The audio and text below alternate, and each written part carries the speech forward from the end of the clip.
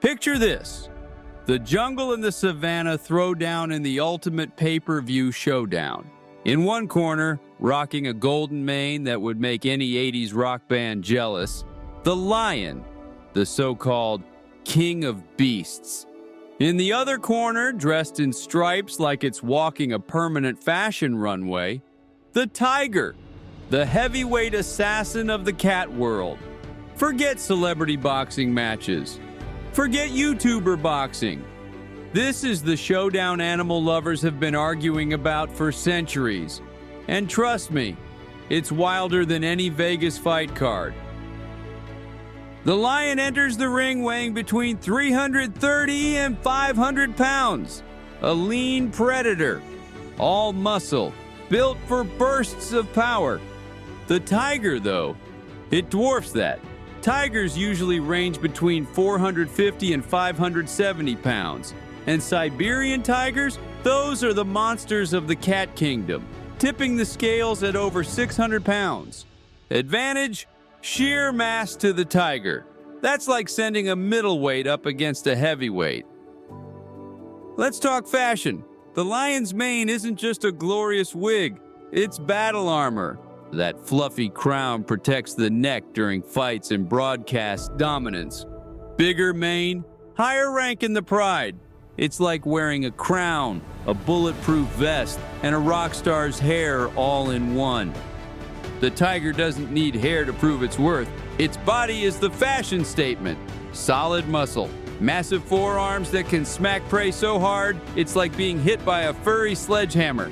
Imagine your cat at home swiping a toy off the counter. Now multiply that by 400 pounds. That's a tiger.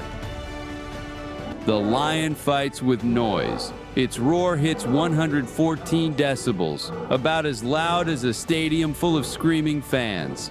That sound travels 5 miles across the savanna. It's a living, breathing subwoofer announcing, "I'm here, I'm the boss, deal with it." The tiger, though, is stealth mode incarnate. It doesn't need volume.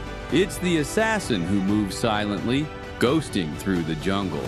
If a lion is a heavy metal rock band, the tiger is a ninja with noise-canceling headphones. By the time you hear a tiger, it's too late. Lions can sprint up to 40 miles per hour. That's fast, but only for short bursts, like a sprinter who runs out of breath after 100 meters. Tigers? They've got hops.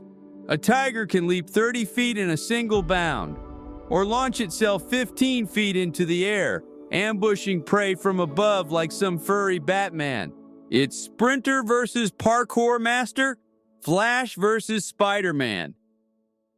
Here's where things get funny. Lions hate water. You won't catch them paddling around unless it's absolutely necessary. They'd rather nap in the shade and keep their paws dry. Tigers, though, total water junkies. They swim for miles, cross rivers, and even ambush prey from beneath the surface like a stripy submarine. One animal avoids the pool like your uncle at a family barbecue. The other is Michael Phelps with claws. When it comes to bite force, lions pack 650 pounds per square inch, enough to crush throats and snap spines like twigs. The tiger, though, brings the hammer down at 1,050 pounds per square inch. That's a bone-snapping, skull-cracking bite that could pierce through a cow's head. Think of it like this. The lion has bolt cutters. The tiger has industrial hydraulic jaws. Lions don't fight alone. Their real strength is teamwork.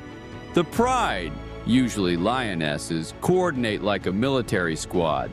They can topple prey that's faster, bigger, and stronger by sheer persistence and numbers. The tiger, however, is a one-cat army. It doesn't need backup. It stalks, waits, and takes prey down all on its own. It's the difference between a Navy fleet and a single submarine on a stealth mission. Humans have been obsessed with this matchup forever. Ancient kings in India and Rome staged lion versus tiger fights in arenas. The records almost always favored the tiger. One-on-one, the tiger's bigger frame and explosive power gave it the edge. But in culture, the lion held onto the throne. King of the jungle, the royal symbol on flags and crests. The animal that Disney made famous. The tiger may win the fight, but the lion wins the marketing campaign. Here's a fun fact. A lion's roar can make other animals literally freeze in place.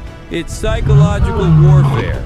Tigers, meanwhile, don't rely on intimidation. They have the stare. Watch footage of a tiger locking eyes with prey. It's like being hypnotized by a stripy executioner. So imagine this. A neutral cage match. No savanna, no jungle, no water. Just lion versus tiger. The lion comes in roaring, mane blazing, trying to intimidate. The tiger stalks, silent, circling, waiting for its moment. One swipe, one crushing bite, and historically, advantage tiger. But swap the cage for the savanna? Now it's different. The lion has backup. The pride swarms. That tiger's stripes start looking more like a barbecue invitation. So who's the champ? In the raw numbers, size, strength, bite power, the tiger usually wins. In the big picture, royalty, teamwork, cultural dominance, the lion reigns supreme. This rivalry isn't just about claws and teeth.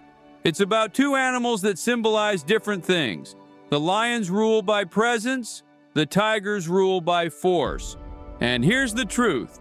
Science may lean tiger in a fair fight, but the lion doesn't need the victory.